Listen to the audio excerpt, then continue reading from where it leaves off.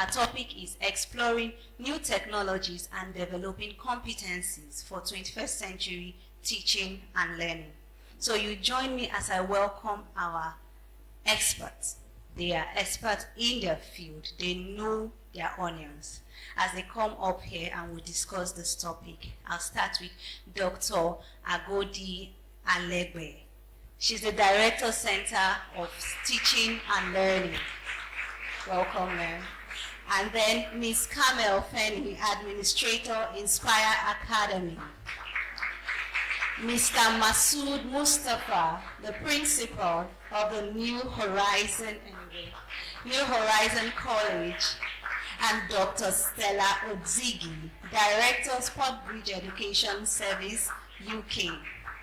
Mr. Franklin Ajeti will be joining us virtually, the interim head, Brookwood British School.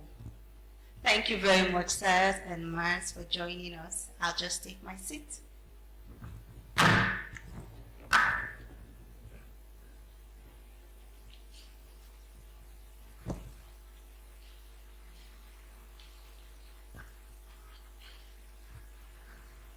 Okay, I'll start with a cue from what the director said. He said, to teach is to touch lives forever. I like that statement. But I'm wondering, how can the educational system touch the lives of these students forever, speaking the 21st century language? My first question would go to Dr. Stella. It's with regards to integrating technology in the curriculum. How can we systematically integrate new technologies and the 21st century teaching and learning skills into our current curriculum and activities in school? Thank you very much.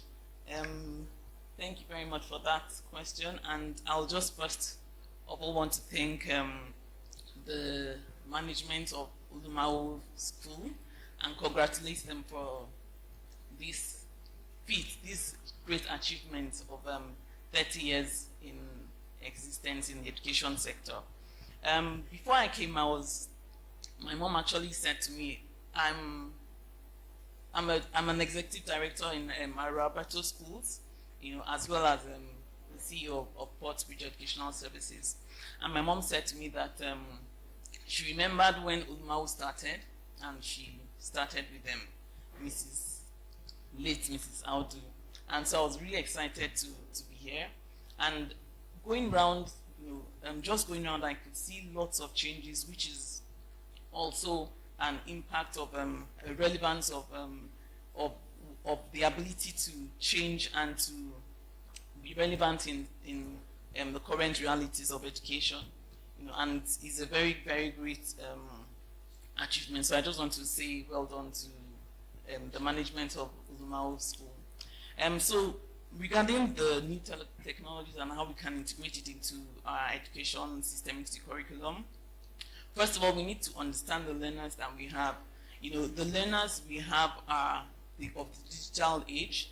They are the digital natives and they are very tech savvy. So understanding what they need is very, very important, okay? And then looking at the curriculum that we currently have as well, there is a lot of gaps in the curriculum, and to be able to communicate to the learners who are the focus of what the education sector is all about, we need to be able to understand what they need and where the gaps are and make those changes. For example, in Roberto Schools, one of the things we recently did was we had to just change the way we teach ICT as a subject, and to make it more practical and very hands-on, because the digital natives that we're dealing with currently, like I said, they think with their head, they think about things that they can touch, feel, and see. So they're not just looking at the curriculum as the way in which the government has already established that it should be put across, but they are very tech savvy, and so because of that, we had to incorporate a lot of new technologies into what we teach in the ICT. For example, like coding, robotics, and a couple of other initiatives like in terms of coding, they introduced Python and a couple of other new innovations. And why this had to happen was because we found out there was a gap in the curriculum in which, you know, the national curriculum in Nigeria. And so integrating new technologies into what is currently there is what the students need to make learning easier for them. And that way they find it very interesting.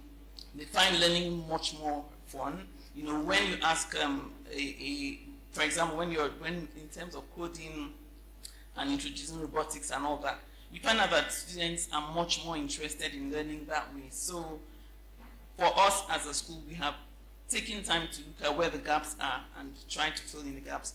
But unfortunately for our educational system, I was having a chat with our ICT teacher recently, and he said to me that most of the questions in JAM are still really focused on the new technologies.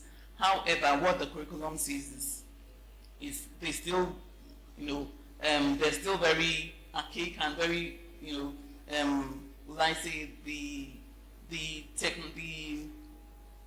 content of what the curriculum is still very outdated.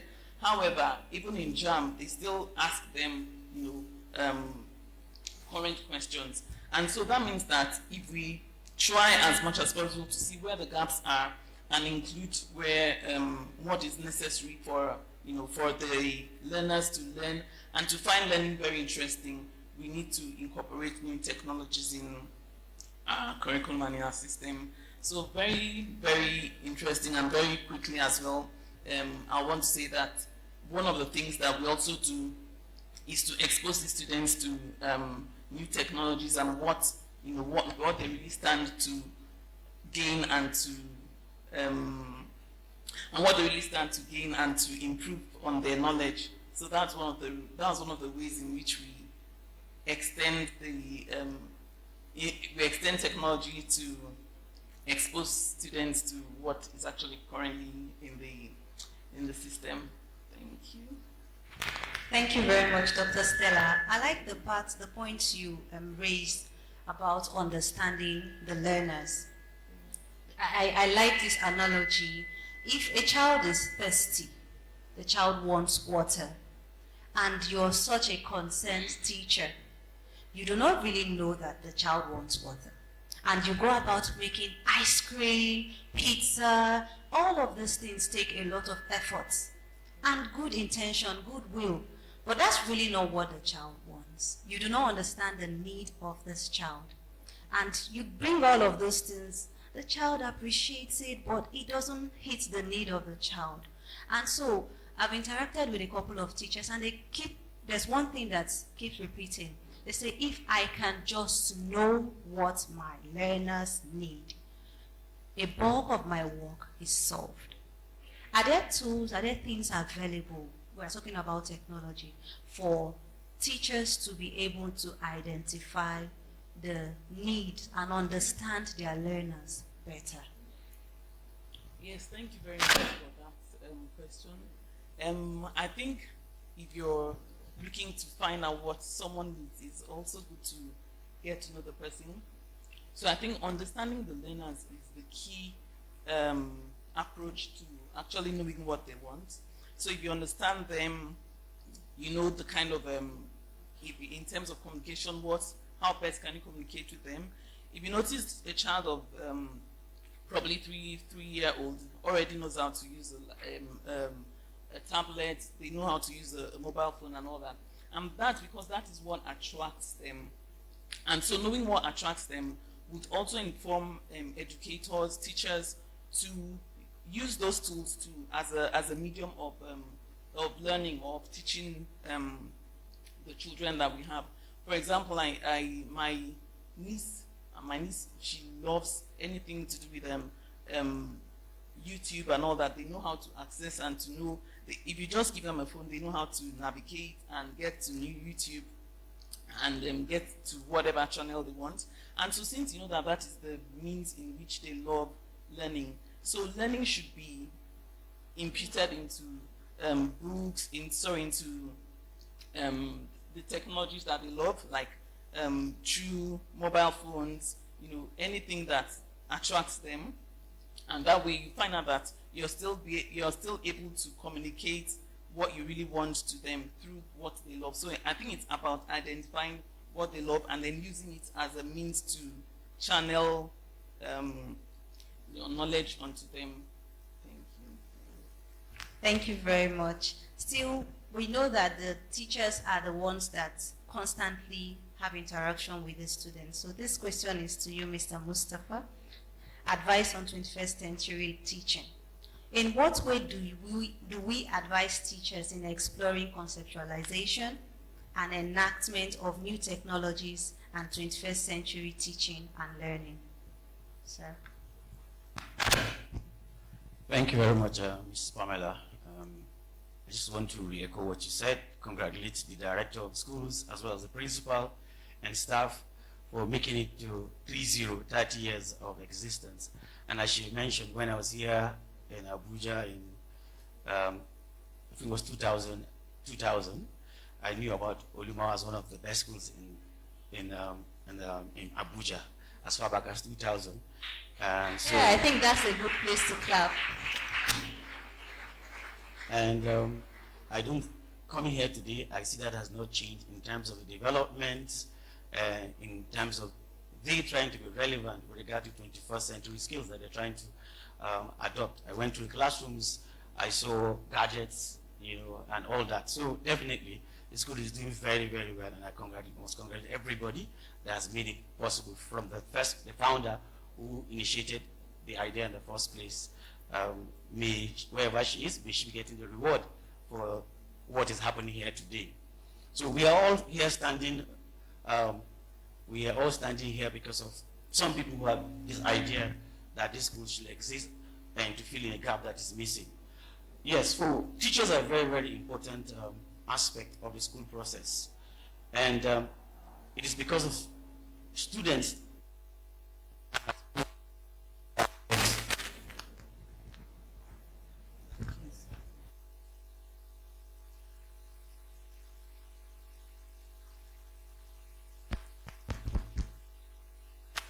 Hello? Okay, yes.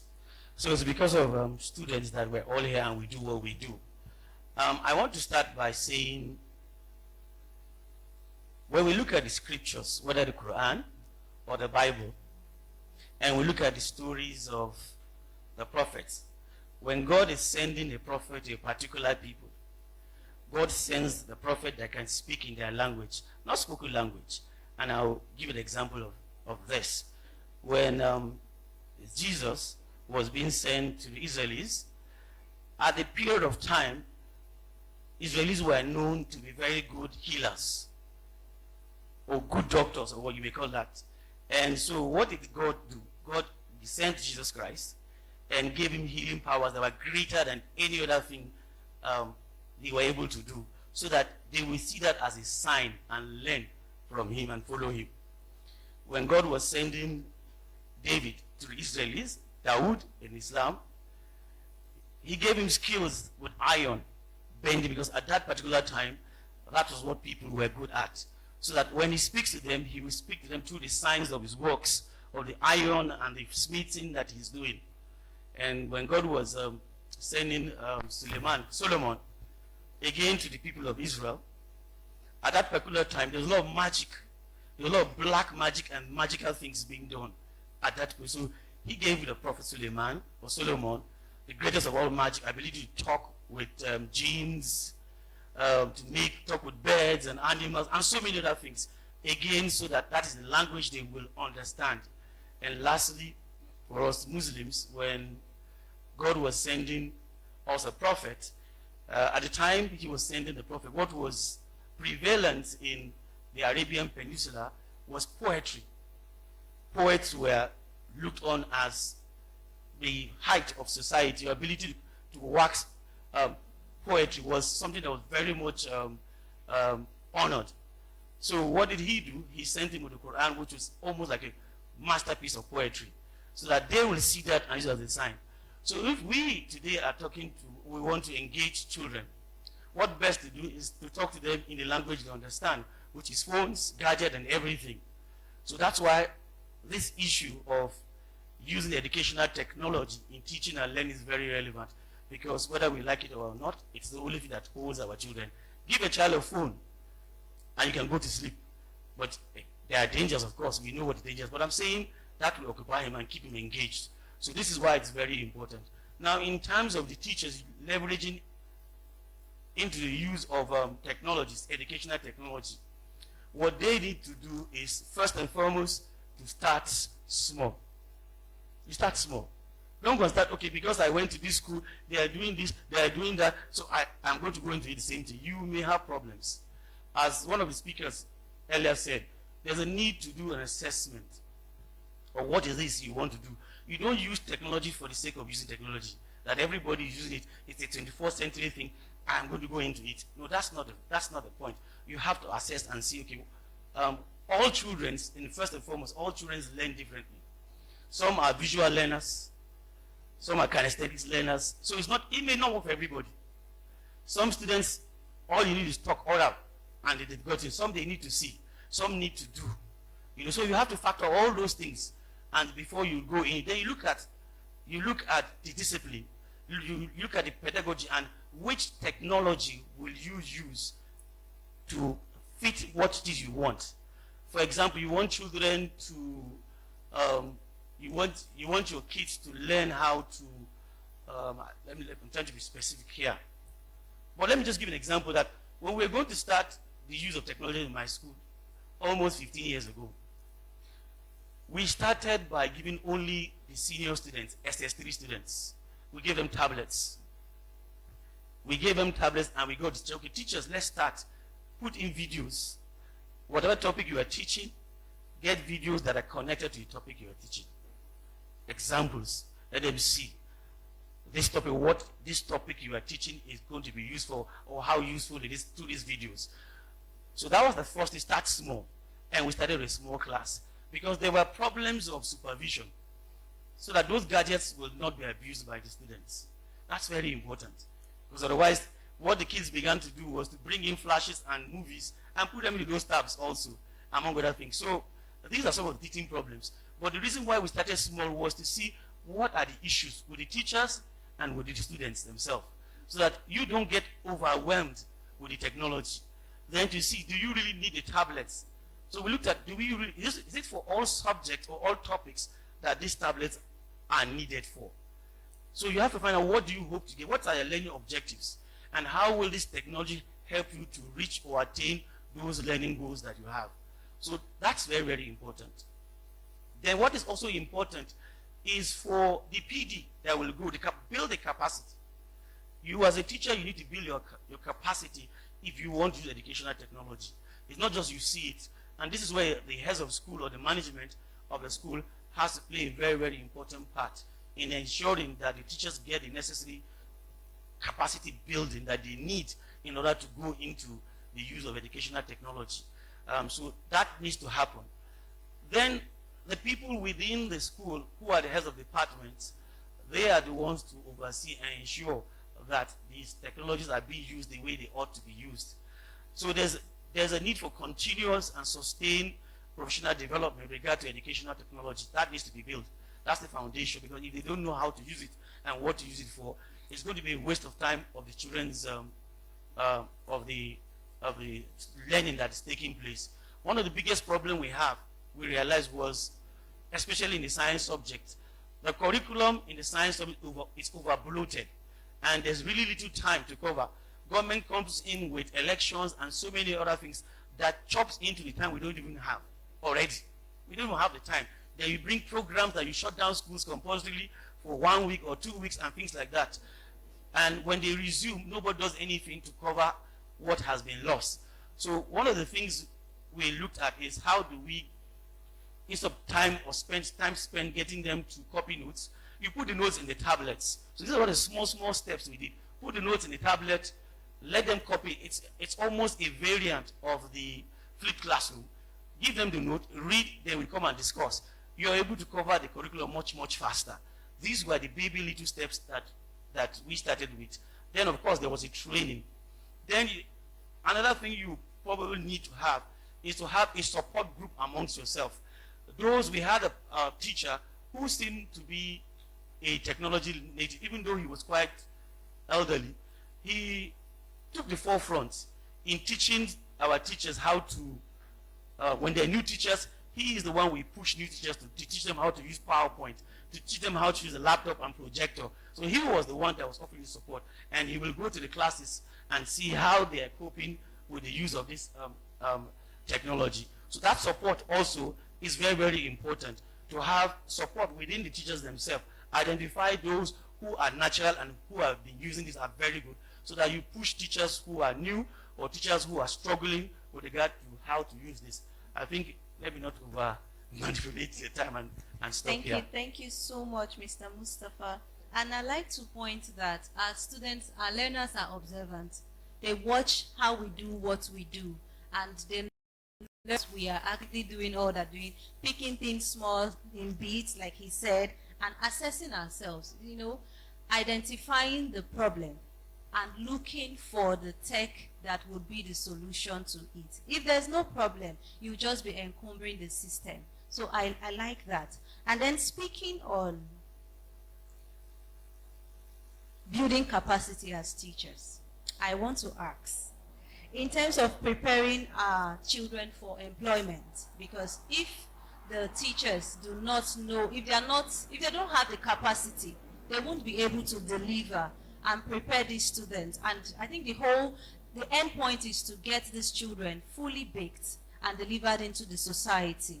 And so if we miss that in the school setting, there will be a problem. And employability skills is a very vital role. So I want to ask this question, Ms. Camel, and then we would hear from Mr. Franklin virtually. Nowadays, because of globalization, technological advancement and accelerated knowledge accumulation, it is common knowledge that employment requires more flexibility, interpersonal and ICT-related competency, rather than specialized knowledge as it used to be. In this view, how do we prepare our children for this reality? Thank you very much. Hello, everybody. Again, I would just like to congratulate the school on 30 wonderful years. It's not easy, so well done, and thank you so much for the invitation to be here today. And I'd also like to say Happy Children's Day to our youngsters who are here today, and thank you for giving up your time to look after us so well. So thanks very much. So I work in a primary school setting, so I'm not a teacher. I'm not in the classroom. So I'm part of the leadership team, but I've been in the education sector for a number of years now. So John Dewey, back in the 1800s, actually said something along the lines of, if we teach today how we taught yesterday, we rob our children of tomorrow. And I think that was, you know, several hundred years ago, and that's still true today.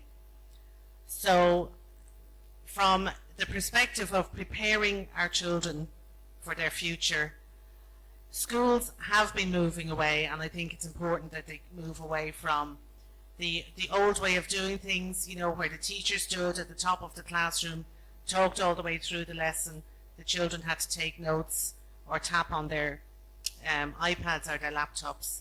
Nowadays, teaching and learning is more child-centered. And I know certainly the school that I work at, there's a big focus on that and what we call differentiated learning.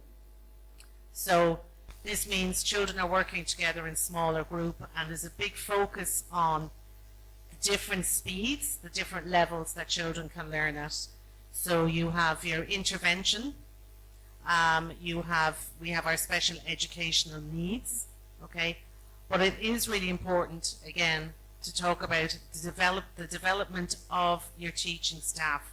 There has to be continuous professional development, and that's both in technology and outside technology. So your social skills, your development skills, because the children of today will need to be able to function in a world where they're dealing with many different disciplines, they're dealing with many different cultures.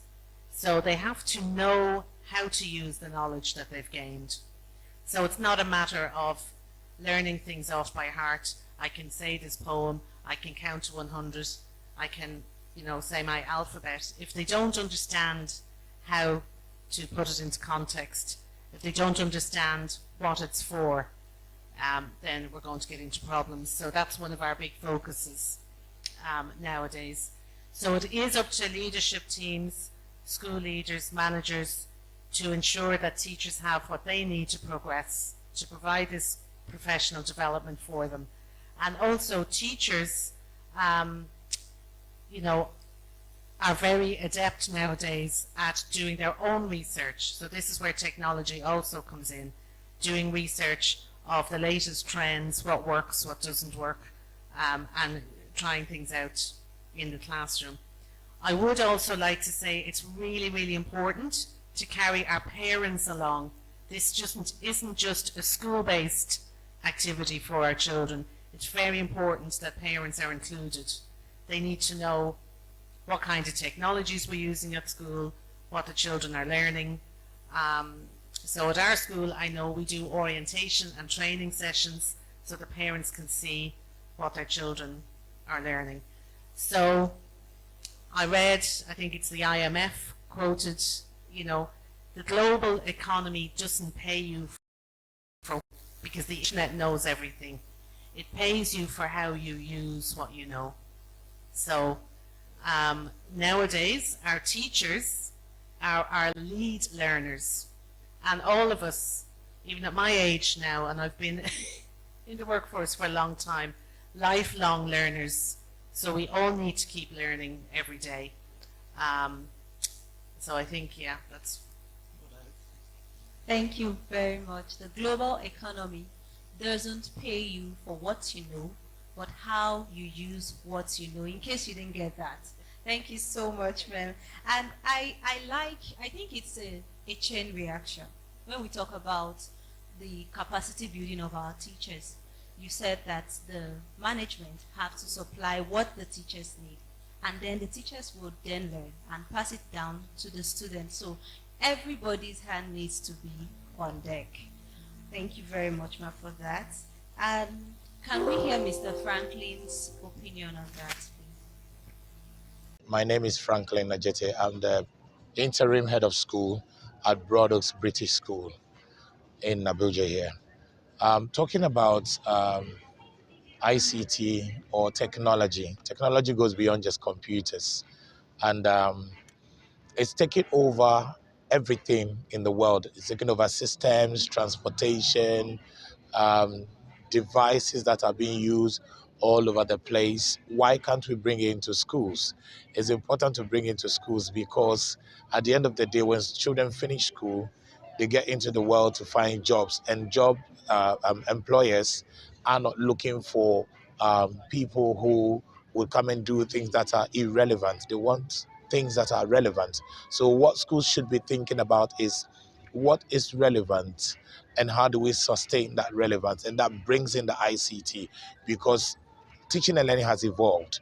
Technology has taken over. So if you're teaching children or you're running a school and in your curriculum you don't bring in the technology, then you're wasting their children's time, because there's be so many things that they would do that will slow down the process of learning, and they will not be able to catch up with the international world. To be able to say your school meets international standards, it is important that you imbibe technology into your curriculum such that it's an everyday today life. Because I remember before the COVID would say children should not bring even technological devices to school, and even mobile phones. But now the school has gone onto the mobile phone. The school has gone onto the devices.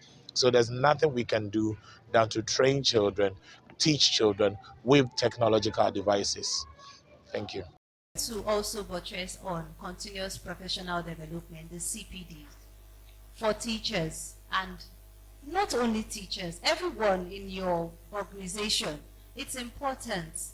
And personal effectiveness would influence the organization's effectiveness. And so just like every joint supplies something to the function of the body, if you do not get better at what you do, eventually technology will take your place. Thank you very much. So our next question on tech and cognitive skills would be to Dr. Agodi.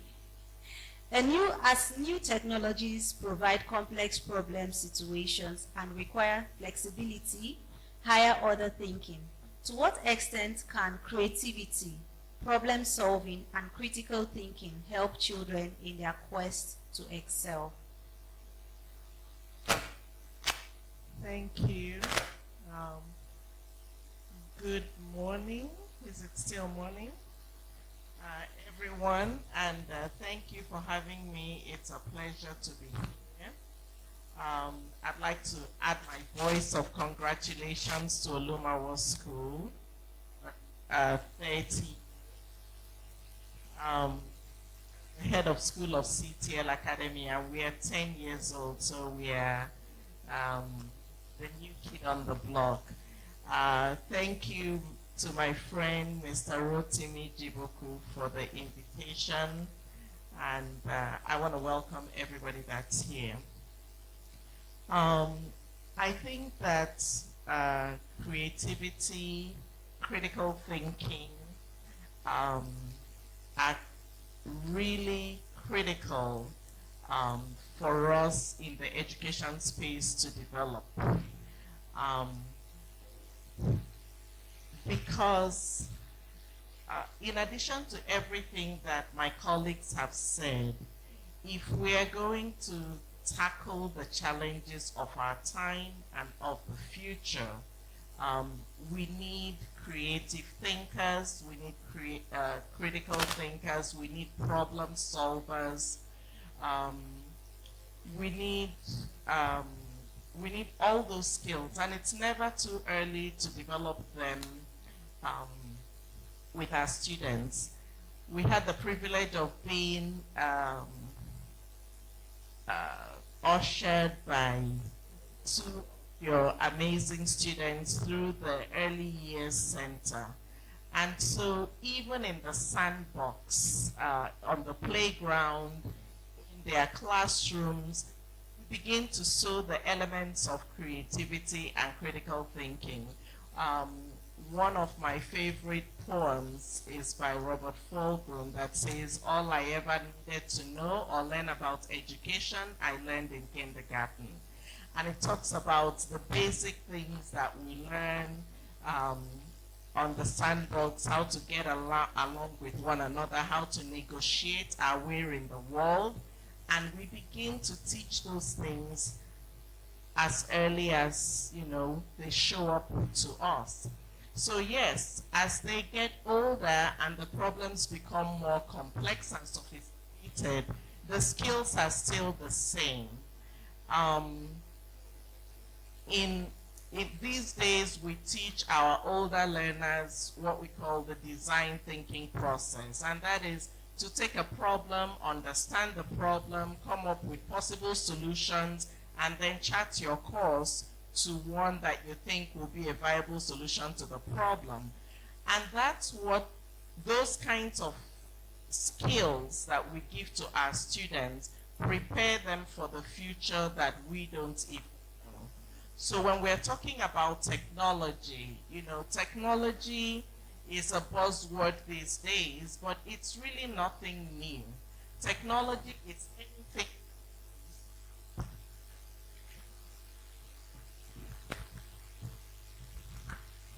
Technology is anything you use to solve problems that you're confronted with. So when you identify the problem, then you ask yourself, what are the tools available to me to solve it in the most efficient way? And whatever technology is available, that's what you use. And I think it's important for us in education to embrace technology as opposed to fighting it, because it really is a losing battle, in my opinion, to fight it, because people are thinking. The technologies that we're grappling with today are products of someone's critical and creative thoughts.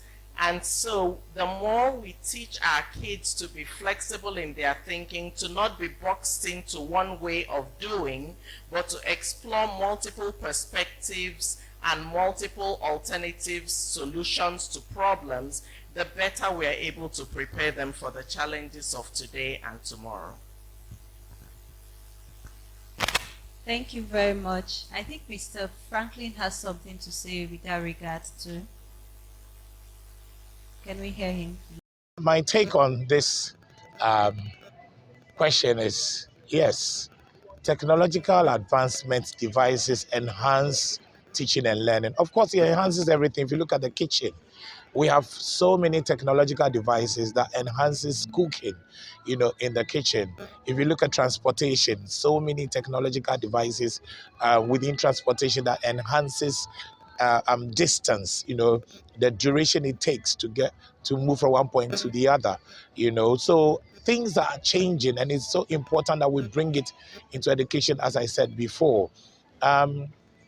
Even in the bathrooms, we've got technology in the bathrooms, that make things easy, make things accessible to people, television at home, TV theaters, different things that we have in our homes. It make things exciting, very visual, very, what do you call it, auditory for us. So why can't we bring this into schools, into our learning? Learning is part of technology. Technology is part of learning. And what I would say is education without technology is not education. I don't know what that would mean. Okay. So you would see that when we plan our lessons as teachers, it is important that we inculcate technology into it. It will push us to where we show children things that they would see, things that they would hear, that would actually enhance the learning, speed up the learning. The use of ICT, the use of computers for research, project-based teaching and learning, all comes together to speed up the learning, and then it helps schools to actually avoid what we call learning crisis. There's something we call learning crisis. So many children are in school, but then are they learning? They write copious amount of notes. What is the point? What's the point in writing the learning objective? What are you learning from writing a learning objective when it could be printed and stuck in your book? There's so many things that we don't even have to learn by heart anymore, because we can research and find it online. So teachers need to begin to think about the curriculum, about their planning, about their lessons, what they're teaching children, how they can use technology to enhance and speed up their learning. And in fact, so many schools are doing this in the UK, well, around the world, where children tend to learn a bit more, not a bit more, even more than they can learn in an hour, due to the use of technological devices, not just computers, but there are several other things that are being used these days as technological devices to enhance teaching and learning. So obviously, I agree to the fact that technology really, really speedily enhances teaching and learning. Thank you, media team. If you take what I've gotten from both speakers, I would use Dr. Agodi's word. She said, tools used to solve whatever problems you face. That's technology. And we see that we've been using it on our day-to-day activities. He talked about the kitchen. He talked about how we have all of these tools. And if you've been using the open AI, you'd realize that it is garbage in, garbage out. If you do not invest critical thinking and channel your question, craft your question rightly, it is what you ask, the command you give to it is what it would give back to you. And if your command is, permit me to use, lame, you won't get the best out of it. So technology is not there to make us lazy. It will really enhance our learning experience. Thank you very much, ma'am. Our next question would be on effective technology in education. And Mr. Mustafa, you can have this. So while technology has changed the structure of teaching and learning over the years, the question is whether the integration of technology into teaching and learning process has significant effect on teaching quality or enhancing learners' performance and experience. What's your take on this view, sir?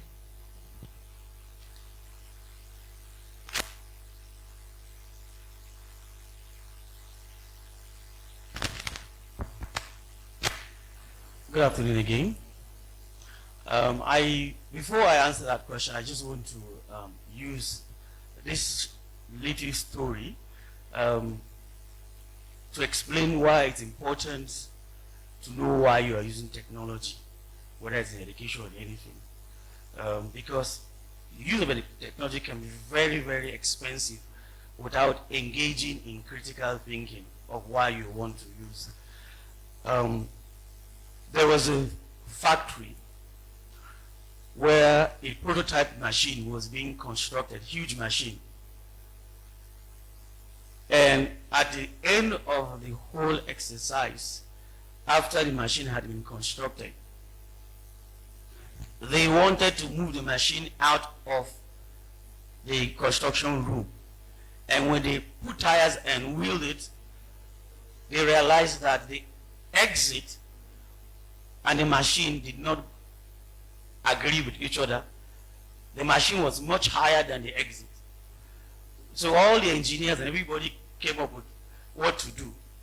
Somebody said, let's remove the roof of the factory. Somebody said, let's dismantle that machine into bits and take it out.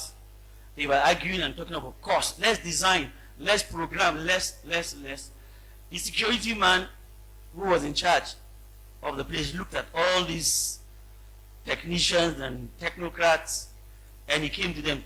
I have a very good solution that will be cheap but effective. And they looked at him. Who is this to talk? What does this one know? And they told him, shoot him away. Then someone among them said, no, let's hear him out. Let's humor him. He said, why don't you just deflate the tires and push it out?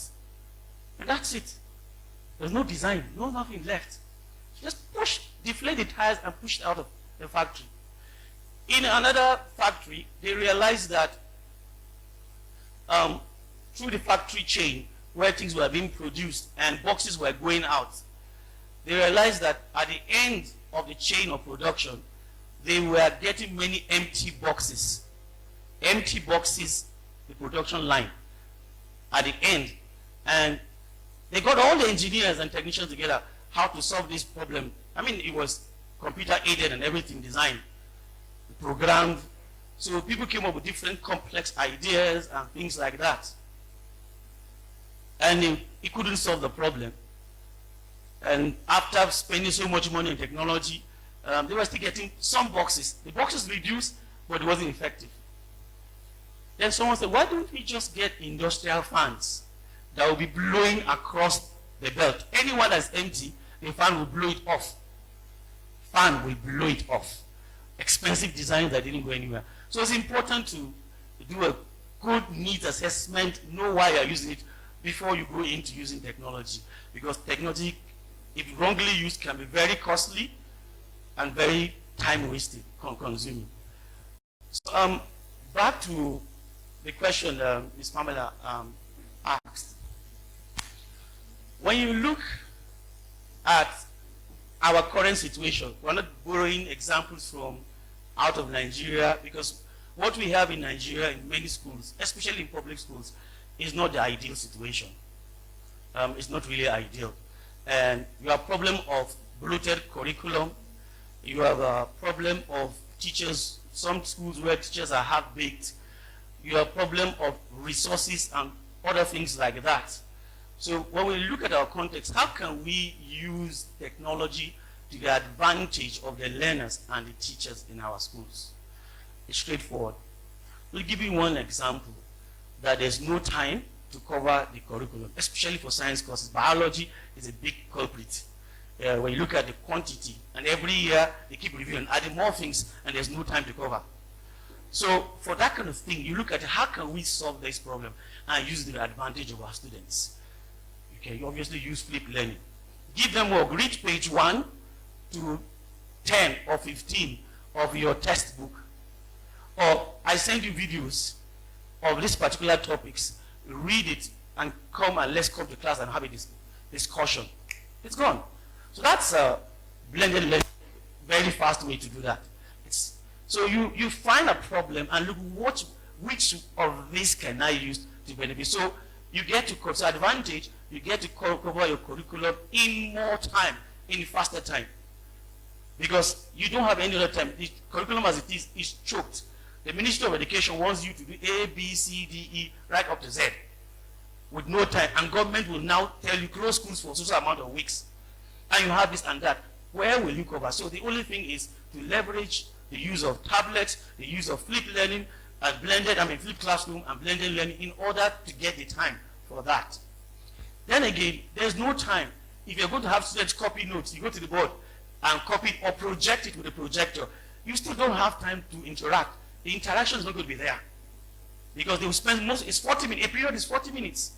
That's what it is. So where do we get the time for them to finish 20 minutes to copy the notes? Or to read the notes or whatever it is you are doing and have time to ask questions? Because when we look at 21st century skills that we needed in the workplace, you're looking at collaboration, you're looking at critical thinking, and so on and so forth. Where will you get that from? If not by getting students to work together. And you can get them to work together by giving them group assignments that they can go out of the classroom and work and see what are the lessons learned. And so again, technology will bring you collaboration and teamwork. They learn to technology will also get kids to go and think outside. There's no time in the class in that 40 minutes for you to come up with critical thinking and solve problems. They must go out. So technology offers that to you, among other things that it does.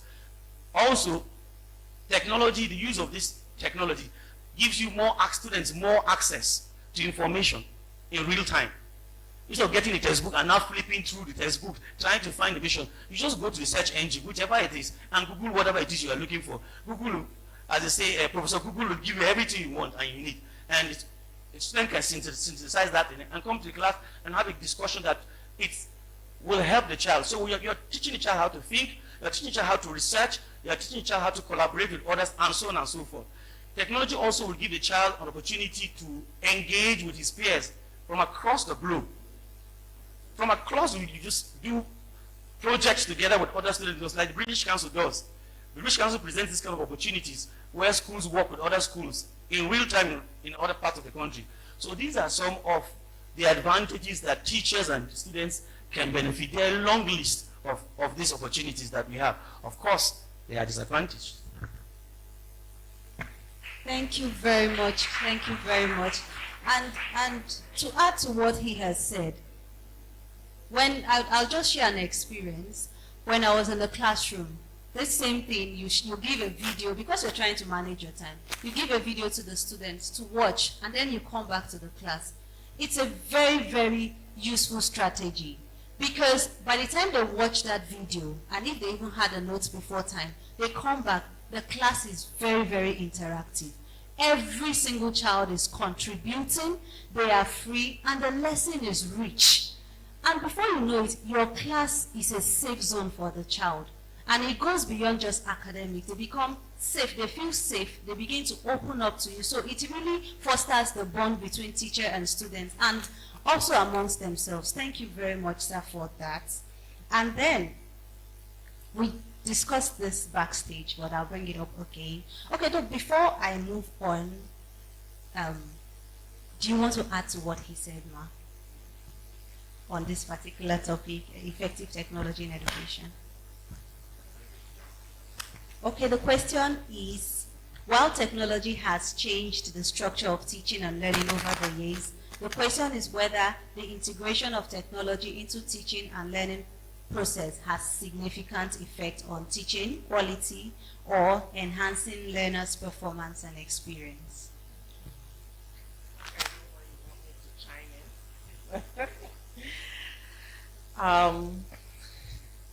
So I think that the focus of education is on teaching and learning.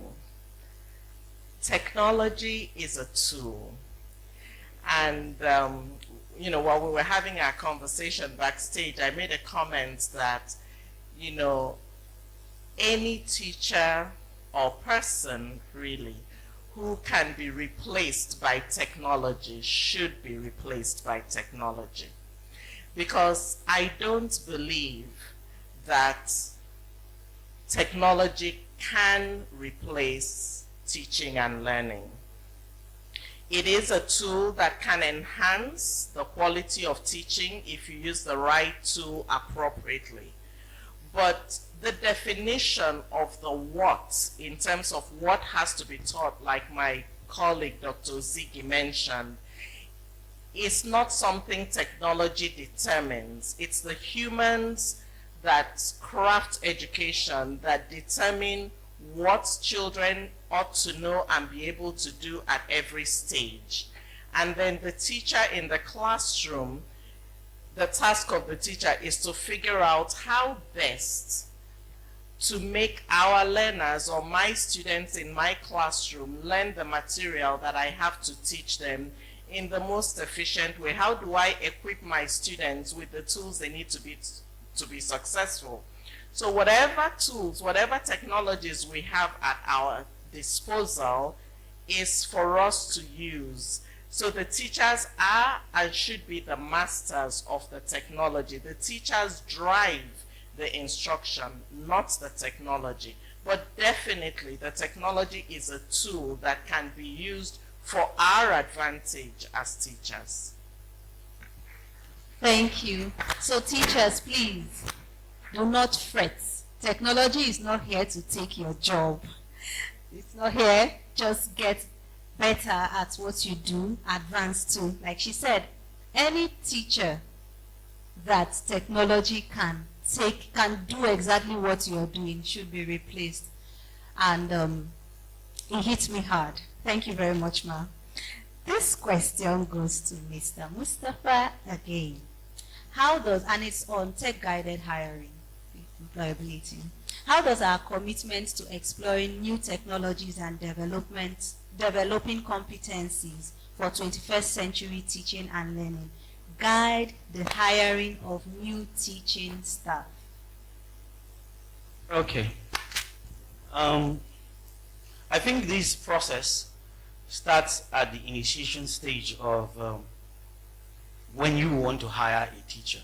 If there's a vacancy in a school for a particular subject and you want to hire a particular teacher, it's very, very important to identify what kind of teacher you want. And when you're crafting the advert to go in, like we've done previously, we send out, when we craft, we use online, we use WhatsApp, we find that to be more effective. There's a huge chain of teacher groups now on WhatsApp that those adverts can go on to. So when we craft a message through a flyer or whatever, we add that aspect.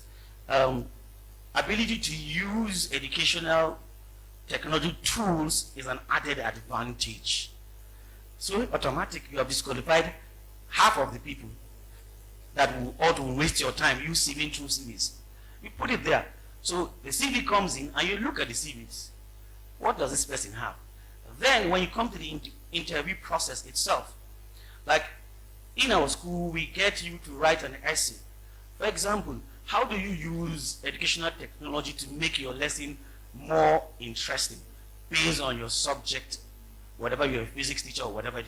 Write an essay. Let us see. So if you go and copy copious examples from textbooks for me or from us, we know you're very theoretical inclined. But if you give us a practical analysis of what it is, how you're going to go about using this thing in graphic terms, then we know, yes, this person is the kind of person we want. So we now say, okay, you've passed the content-based exam. Now you've passed the essay, showing you that you know what you want. The next is when you come, we tell you, design a lesson plan. Part of it, micro-teaching. So we do micro-teaching. So when you come in, we test you. When you pass these two stages, we test you. Do a 15-minute lesson plan and use educational technology to make this lesson more interactive and whatever it is. Let us see you in action. That is a clear pointer that you are for sure going to know what you are getting. There are no surprises there. So these are examples in which you can actually, in the process, you get the right teacher. Then you can also do oral interview. That's the last stage, final stage. When you clear this aspect where we see your lesson plan, you implement it in the class, the next thing is the final stage, we have an oral interview where we check out your mindset. Are you somebody who is open to changes, adopting new technology? We have one-on-one. We can't get everything, but there are some things we can get from that interaction with you. I think that's really helps. Thank you. Thank you very much. Teachers, I hope you're taking notes of the elimination process. That should give you a guide on what to add to your CPD waiting list. Thank you so much, sir. And please, you can, I think there are sheets of papers going around. You can write your questions in case you have any, because we'll have time for Q&A. And two more questions and we're done. This question goes to Dr. Stella. What knowledge skill sets, what knowledge skills, attitudes, and values will today's learners need to thrive and shape their world? Because I believe that in all of this usage, there should be a guide on the ethics or the values that should guide the students on how they use this technology. Thank you very much. For people that know me, I love playing around with acronyms a lot because it just helps me to drive what I'm saying to the point. So I'd like to actually explain this in the form of ask. That's attitude, skills, and knowledge. So for attitudes, if you look at the current generation and the situation of things in society, and you're trying to see what attitudes do the students need to have, in terms of being able to adapt to the current realities. First of all, you look at adaptability. So they have to be very adaptable. They have to be able to be willing to change. And there was something you said while you were talking. You talked about having an open mind, and that's a very, very important attitude, that students need to have. So for us as teachers, as educators, when we are dealing with these students, ensure that you're encouraging them to be very open, so they're not rigid, they are very flexible, because the world we live in is a dynamic world and things are changing every day, and so they can't afford to be very rigid. So encouraging them to be very adaptable and very open attitudes that are very important. And then emotional intelligence as well. They need to be very intelligent, like emotionally intelligent, understand themselves, understand the environment they're in, and know how to respond to different situations, because as students, as learners, they'll be faced with different situations along their path where they will have to express their emotions and in a very matured way. And so emotional intelligence is very important as well. And then the S, that's the skills. So what skill sets do they need? What skills? A skill is what you can do. Your attitude is how you behave, and your skill is what you can do. So if you look at what can you do as a student, because those are the important things that actually really count. So if, for example, you're looking for a job or you're trying to hire someone, is what the person can do that you look at just very, very much in line with what Mr. Mustafa said. When you're recruiting maybe teachers or you're looking for the best person that can do a particular job, is what they can do, not what certificates they have or what qualifications they have or what they say they can do, but what can they really do. So that is also very important for us as teachers, as educators, to ensure that we imbibe in our students the skills that are required. For example, skills like critical thinking. We talked about critical thinking. How can they think? What is the ability to, how do they solve problems?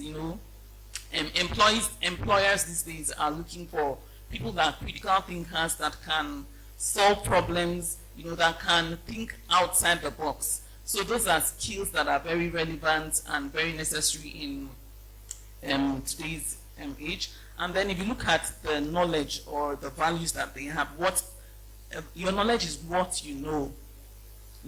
What do you know? What do you know about the world? People are looking for for learners or for employers or employees who know their work. They know about the environment. They know what is happening. They are very current. They are very up to date. So as we're teaching the students, as we're engaging with them, we need to be sure that we're imbibing or we're ensuring that they they manifest these skills, these attitudes and this knowledge, and we need to also ensure that we give them the opportunity to express themselves very well, because when they get out there to the world out there, those are the qualities that employers are looking for. And even as an entrepreneur, if you're not going to work for anyone, you need to be very adaptable, you need to be very open-minded, you need to be able to think outside the box, to see things in a different way, to be able to solve problems. So all those skills, attitudes, and knowledge are very, very important.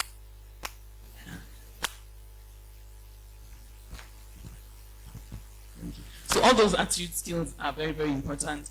I'll just quickly give an example of something that happens to me, which is why I would want to say that as much as possible, let's embrace technology, because without technology, you become outdated, and a time will come where you will not be relevant anymore.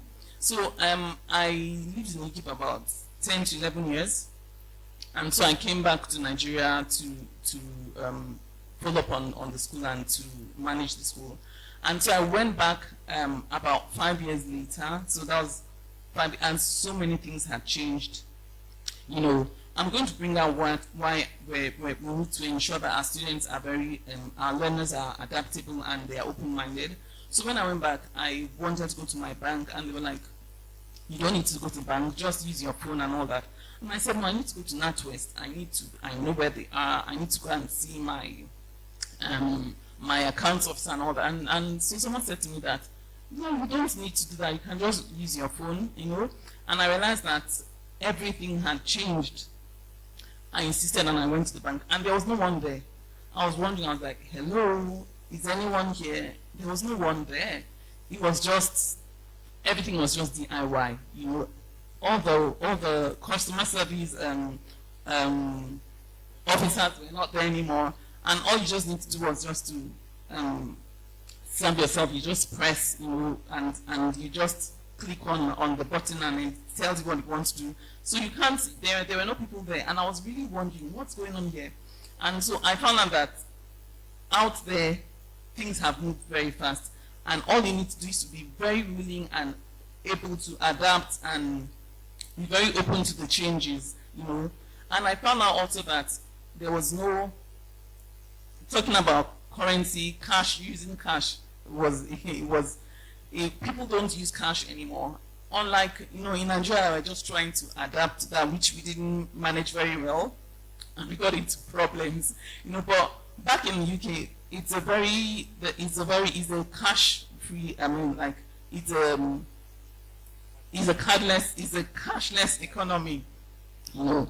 And then, so if you go with your cash, you know, you're coming from, there are many things you won't be able to do. You need to have a card, you know. So when it came to that as well, I had to make adjustments, and I had to just switch over quickly, and you know, and all that. And there was just so many changes that happened, you know, all just within the space of 5 years. Now, where are we in Nigeria?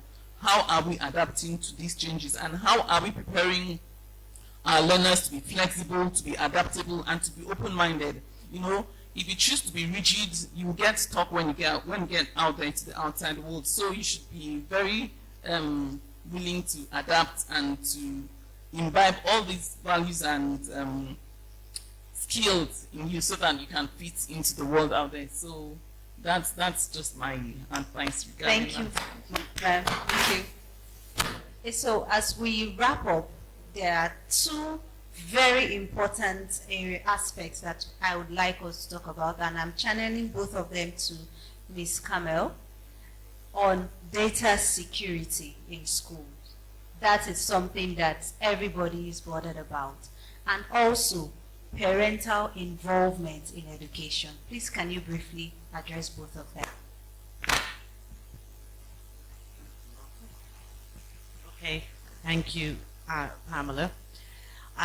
Yeah, I think this is a really, really important topic, particularly because of the rate of change with technology and the easy access that most people have nowadays. So UNICEF has a report where they say that 1 child in 3 is an internet user. And 1 in 3 internet users is a child under the age of 18. So if you can imagine the hundreds of millions of people using the internet, and 1 in 3 of those is under the age of 18. So 70% of parents who have children aged between 12 and 15 feel that their child knows more about the internet and technology than they do. So honestly, I feel for parents, because parents, you know, grew up in a different era with the rate of change. So parents have 3 or 4 children at home. They're all coming in, and they all have access. They all have knowledge about this technology, and it's quite daunting and quite overwhelming for a lot of parents. So I think for us, the starting point is at the school. So schools need to have very robust protocols in place to ensure that children cannot access sites and applications that they shouldn't access. So again, I'm in a primary school, so in our ICT suite is the only area that children have access to devices. And those devices are set such that they can't wander into, you know, an adult rated YouTube video or anything. So that's relatively easy, you would say. The protocols are there in place, the teachers are there to supervise. But sometimes we'll hear children talking about something. You might hear them in the corridor and they'll mention a program or a video, so you have to say, oh, where did you see this? Oh, Mummy gave me her phone, she was busy, so she gave me her phone and I was looking at something. So this is where, again, schools need to partner with parents. So I think it's really important for schools to try and help to educate parents about online safety for children. Okay, there are loads of resources out there, lots of sites, lots of help.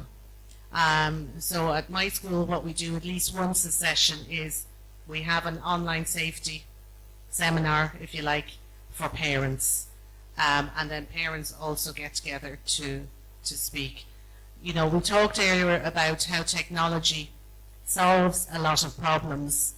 But as we know with problem solving, you solve one problem, you can create several other problems.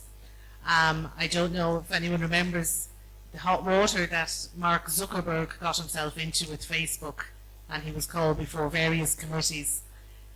He was a young guy with his friends thinking, wouldn't it be great if we had a platform where friends could keep in touch, you could put photographs on, you know, keep connected with all your friends in different places around the world. But he didn't foresee how people would use it. But ultimately, it's his responsibility to then take care of that. So again, as I say, at the school, what we also do is we educate the children from day one about how to safely access the internet. So again, there are lots of search engines that are child-friendly and appropriate for children. So the children don't feel that they're being blocked from anything, because as soon as they think they can't access something,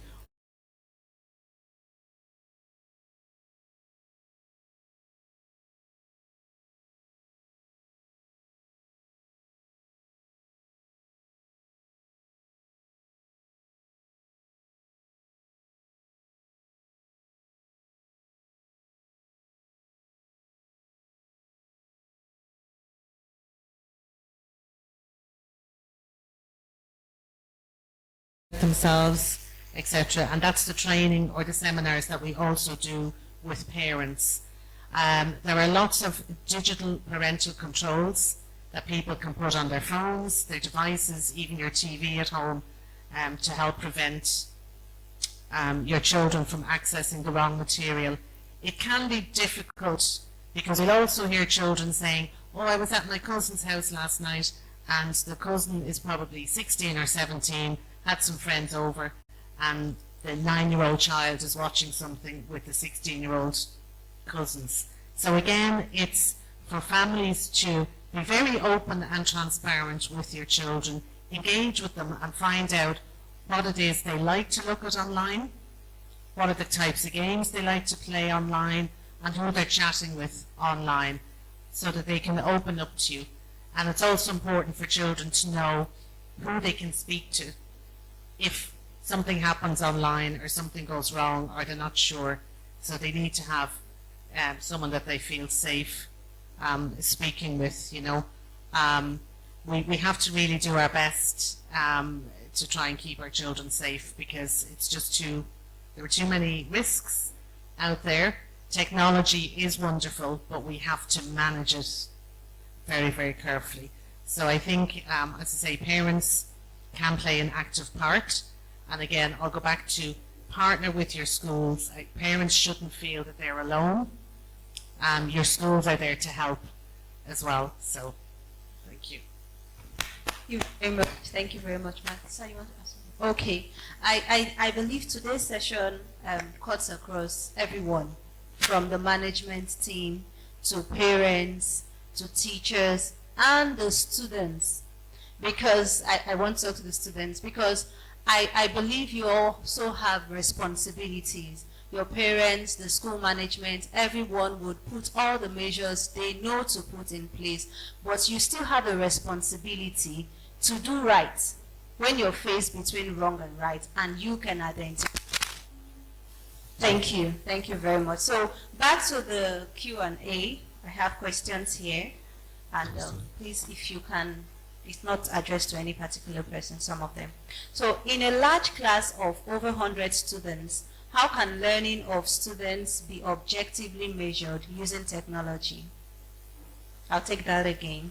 In a large class of over 100 students, how can learning of students be objectively measured using technology? Okay. There are many assessment platforms and apps that can be used.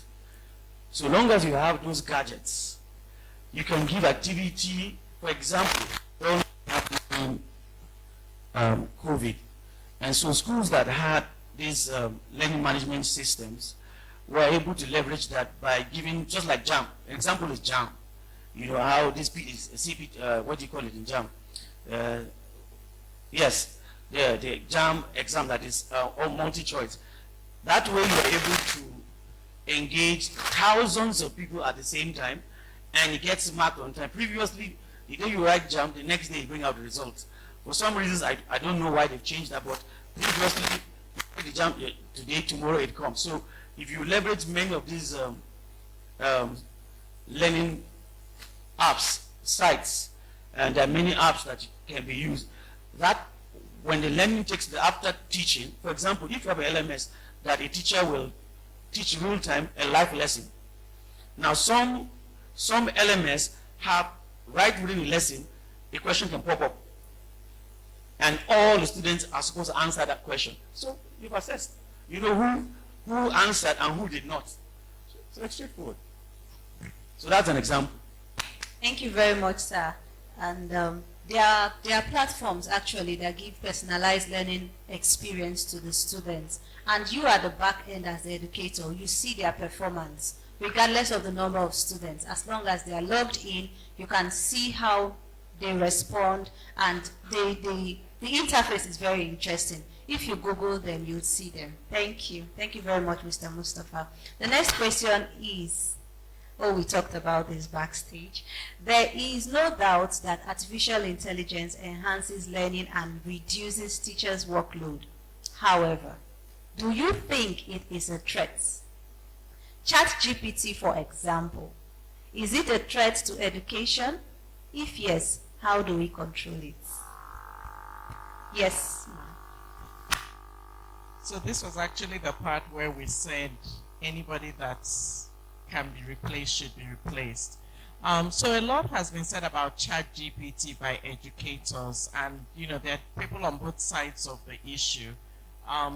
Personally, just like any other technology, I think it's important for educators to not be threatened, but to embrace the challenge and ask ourselves, how do we leverage ChatGPT and other artificial intelligence tools? How do you assess learning? And this goes back to the previous question. What is your learning objective? As a teacher, that's for you to know. What is the learning outcome that you expect? So, if you give kids an assignment and go to ChatGPT and spit out, would they have met your learning objective? So knowing that ChatGPT exists, might you, for example, give students a question, let them go to ChatGPT, then come back and defend what ChatGPT has given to them? Because ChatGPT can give you the answer, but it cannot defend the answer to real-time questions. So personally, I think it's actually an advantage for children to go to ChatGPT, get the sophisticated response, then come to my class and defend that answer. Because in defending the answer, you would have done some homework and you would have met my learning objective of learning the material so that you can answer the questions that I'll ask you. So for example, some math teachers would give you a math problem and give you the answer to the problem, and then the objective is explain the answer. How did that answer come? So the question is not for you to find the answer, because you can't find the answer. The objective is then for you to explain how that answer was derived. So these are some of the ways that we can get ahead of the technology, by changing the question and changing our learning objective, which should always be to measure thinking, to measure creative thinking, not just rote learning. Because if we're in the stage of rote learning, then yes, there's so many, the calculators can do that for you. We don't need anything more sophisticated than a calculator. So embrace ChatGPT. Is it a threat? Yes, but take the challenge, educate yourself, get ahead of it. There are the same people that are developing ChatGPT are developing ways to recognize when students have used ChatGPT to give you answers. And those things exist. You will only know it as a teacher when you get into the game and educate yourself. Thank you so very much, ma'am. Yes, thank you. So the next question is, with parents' very busy schedule, how do we get them to attend gap closing seminars or programs, such as the one mentioned by Ms. Camel? This is for you, ma'am. I'll take that again. With the busy schedule of parents, how do we get parents? How have you been able to get parents to attend your seminars and all of that?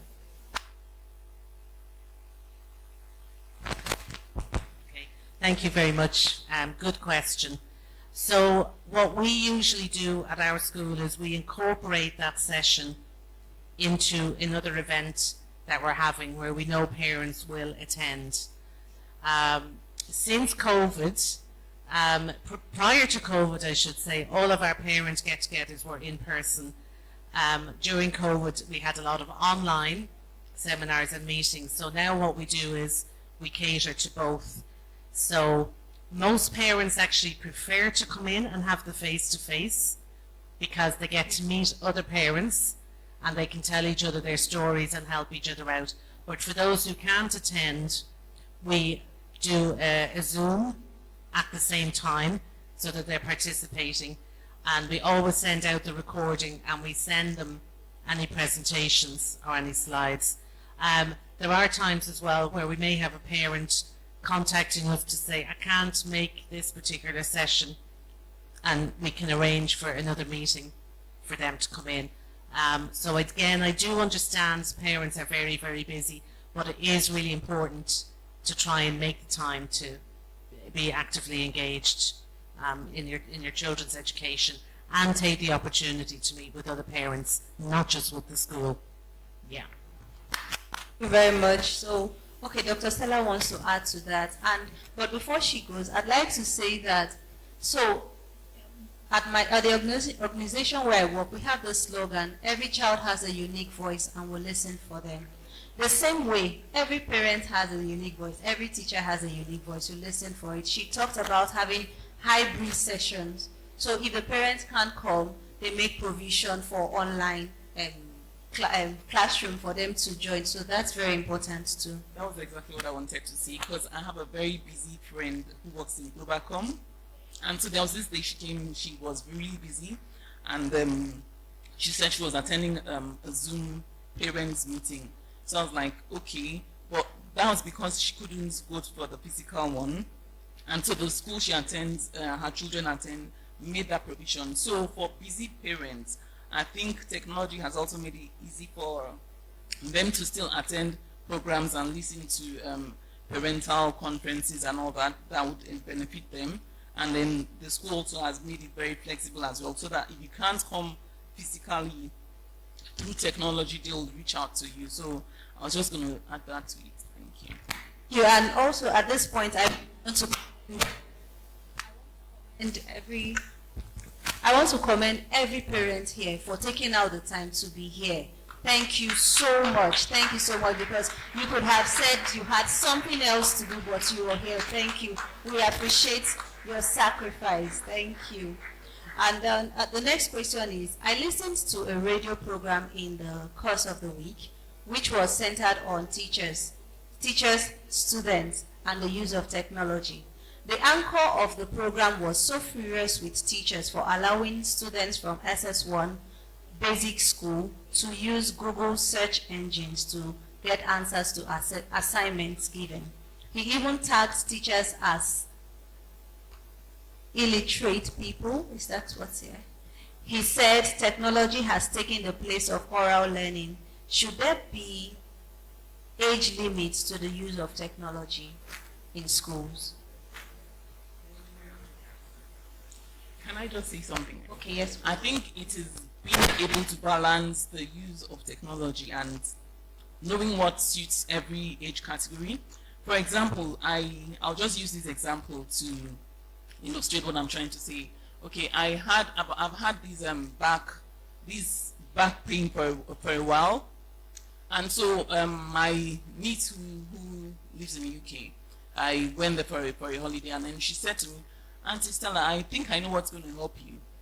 And I was like, "Do you know, I've seen so many doctors have done this." She said no, and then before I know it, she googled and went to YouTube and told me, "I want you to do these exercises," and she said it so confidently that it's going to help your lower back problem. And I thought, how did she even think of that? You know, and she's just 8 years old, and so she went to YouTube and checked and recommended what she felt would help me. And to be very, very honest with you, that was the best relief I had. And every day, so she would come, it was like just fun, let's play, let's do exercises, and then she put it on YouTube. And I thought of it that if she didn't know how to use technology, she didn't know how to access or search, I wouldn't, and somehow it never occurred to me that the solution was right in front of me. So it took an 8-year-old girl to show that to me, and that really relieved me. So I think being able to balance the use of technology is very important. However, it's also a solution to, it provides solutions to many challenges and many questions. And so I think it's being able to direct our children on how to use it and how to use it effectively, because it can be very positive as well, in as much as there's a negative part of it, which my colleague had already addressed on how to monitor the use of technology. Thank you. Thank you very much. I'll just go through the questions and so that we don't have anyone repeating. This is, how can technology support inclusive education and cater for the needs of students with disabilities or special education requirements?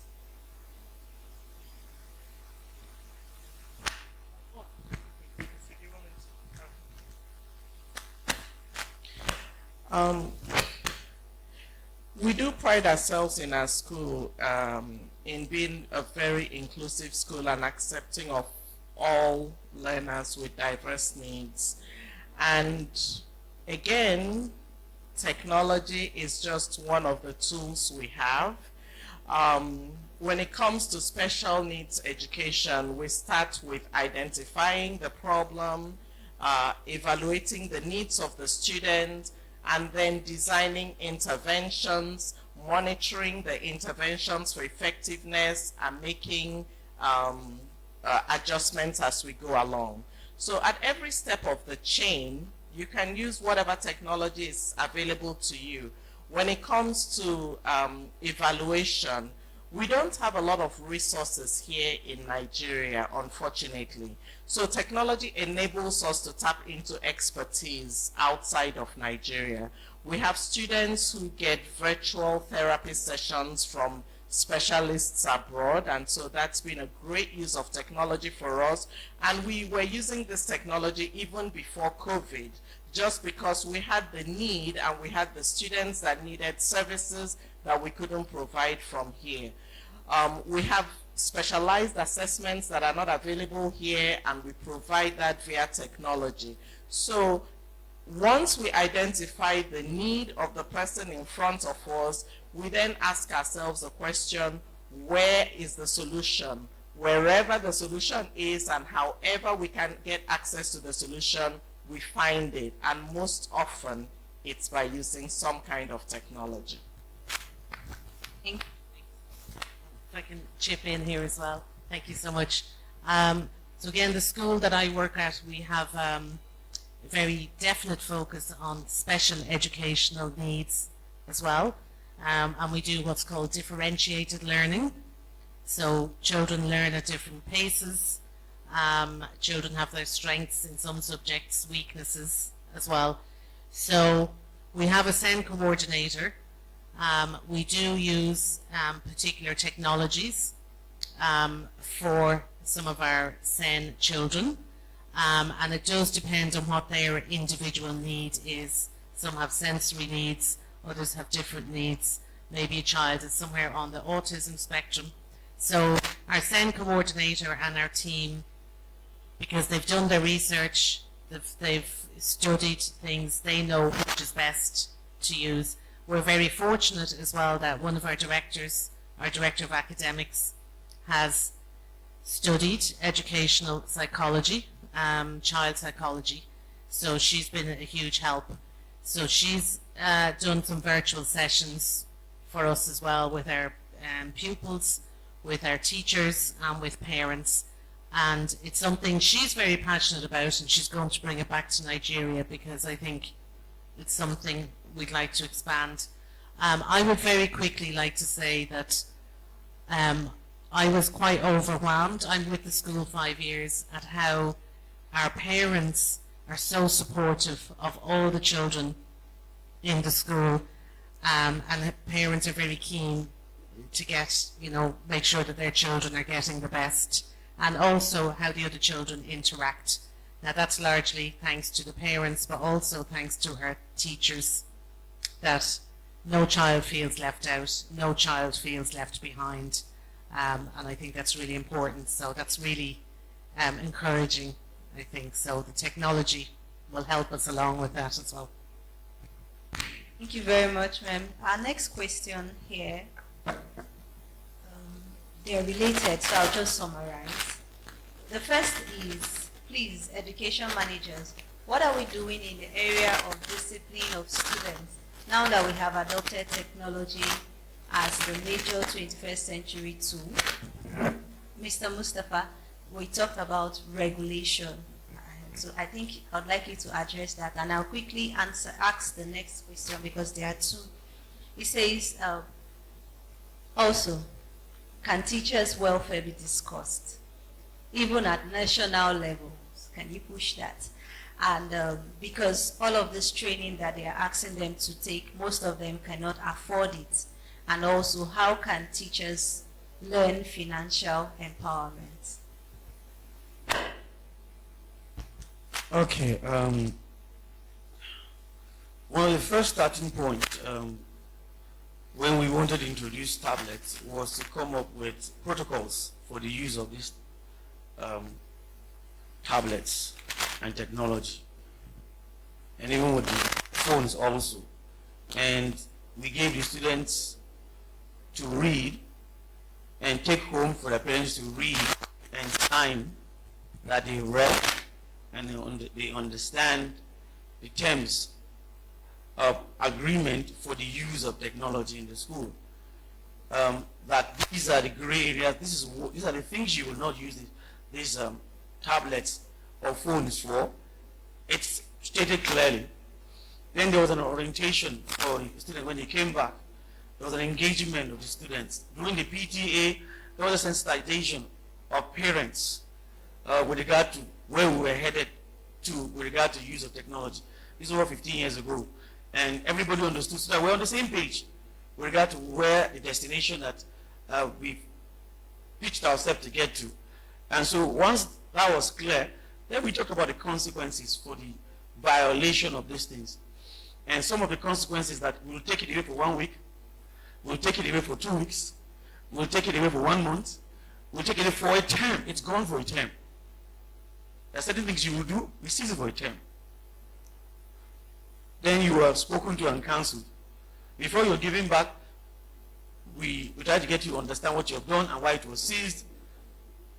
Why it was seized, so that you know what, don't repeat this anymore. If it happens the second time, we take it for a longer period of time. If it happens the third time, we seize it. Because it's all in terms of agreement with the parent, with the engaged. We just seize it and add them to the collections that are meant for the school. That's it. There's an agreement. So there are consequences there. There are the do's and the don'ts that everybody has agreed to. We've all agreed this is how we want to use them. And if we don't use them, there are consequences that will follow. Definitely, especially if you bring pornographic materials and put it in the tab. That's a problem. You know, that's a red line. Things like that. I mean, you're not ready to use those tabs. So you go without using it. And we will find an alternative for you. Or we will give you one to use whenever you want to use. We'll get one for you, use, and give it back to us. It means you are not matured enough to take responsibility for the use of that gadget or device. So this is one way. With regards to welfare of teachers and staff, as well as empowerment of staff, what we've had to do is more or less financial literacy. We started with financial literacy. And it's so simple and simple maths. Your salary is, so we had a facilitator who came in and looked at, used the example. There's a tribe in Nigeria called the Fulani, and when a child is born, a chicken is bought for that child. Attached, this is your chicken. And that chicken will begin to lay eggs, local chicken. And the child begins to sell those eggs. As he accumulates money from selling those eggs, he now buys more chicks or chickens. After some time, sale of chicken, sale of eggs, he buys a goat, a little goat. And he continues to read out. That one goat, if it's a female, gives birth to some kids. Sometimes he sells those kids. He sells those kids and keeps the money and buys more goats. After a while, those goats keep on producing, and he has a flock of goats. And he buys one calf, a little calf that's a female. And when she grows, she begins to produce milk. They start to sell that milk, and she gives birth. He probably gets, when it's time to get a calf again, he borrows the bull of his brother or his sister to come and mate with his calf to get a child. So he gets one child, one female cow, and a child. And before you know, he has a flock of cattle. And we know how much is the price of cattle today. So back to a teacher. If a teacher is getting 50,000 naira a month, and he does a budget, I will pay when I get my salary, I will pay myself 20,000 from that money. I will send money to my mother. From Africa, we send money to our relatives, maybe 10,000 also. That's my need. So what is left is 20. Then another 10,000 or 5,000, remaining 15,000 for my own personal growth. Then the 15,000 naira I save. If I save 15,000 naira from that 50,000 naira, in 1 year, 12 months, I'll probably have 300,000 naira to keep. If I'm patient enough and disciplined enough, I have 300,000 naira. That 300,000, I can do many things there. I can take it and put it in a fixed deposit, or take that 300,000 naira and open a small business for somebody that I can do. Buy recharge card, sell recharge card, and continue to earn that profit. I mean, there are many ways in which we can save something. Even if it's 10,000, your salary is 50,000 naira. You take 10,000 naira and save every month for the next 5 years. Before you know it, you are somewhere with that. So it's developing a saving culture. Teachers, you're going to retire one day. You're probably 30 or 20 now. One day you're going to be 50 and 60, and you will not have the same energy to be a spring teacher, and you're jumping here and there. So you need to prepare for that future. So that's very, very important for all of us that are teachers. We need to develop ourselves and spend money on ourselves. Spend a little on ourselves and save. Saving is very, very important. But saving money on its own without investing, the value depreciates, especially because of inflation. So you have to put that money to use as you save it. The moment you have a lump sum, you have many of these fixed savings investments that can return investments for you. They're the ones that have a risk and the return is lower, maybe 20%.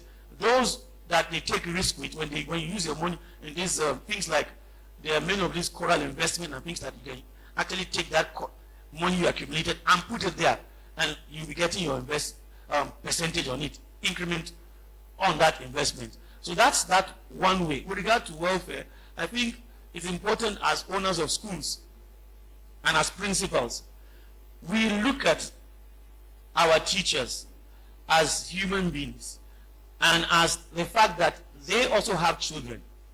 So what's the point if I am a teacher, I can come and teach in a brand big school and I can't afford the school fees to my own child?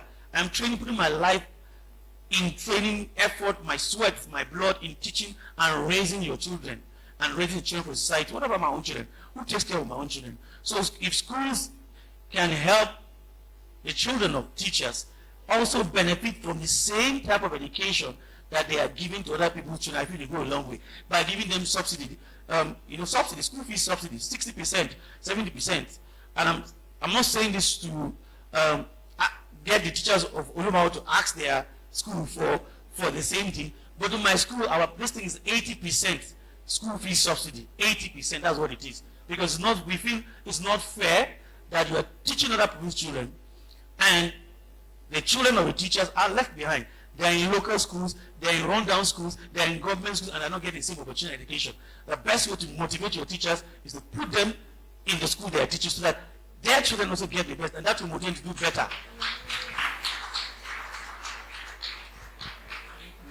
Just to support what Mr. Mustafa just said, when you actually encourages teachers to stay longer and to be more committed to the school because their children are there, and that's one of the secrets that has also really helped us in our schools. For the teachers, because their children are there, they're more committed, and they are also seeing that, okay, my child is benefiting from this, so it actually enables them to stay longer, and it gives you a very good staff longevity. Thank you. Thank you so much. Thank you so much. Please, can we put our hands together for our wonderful panelists? It's been an incredible time. And like I said earlier, every single person has a take home, from parents to school management, students, teachers, and it's been a wonderful time. I'd like to close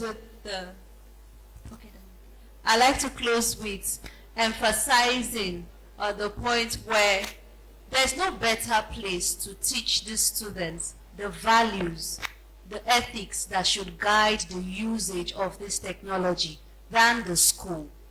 And it will happen as you observe them, as they get to apply themselves to this technology with your guidance.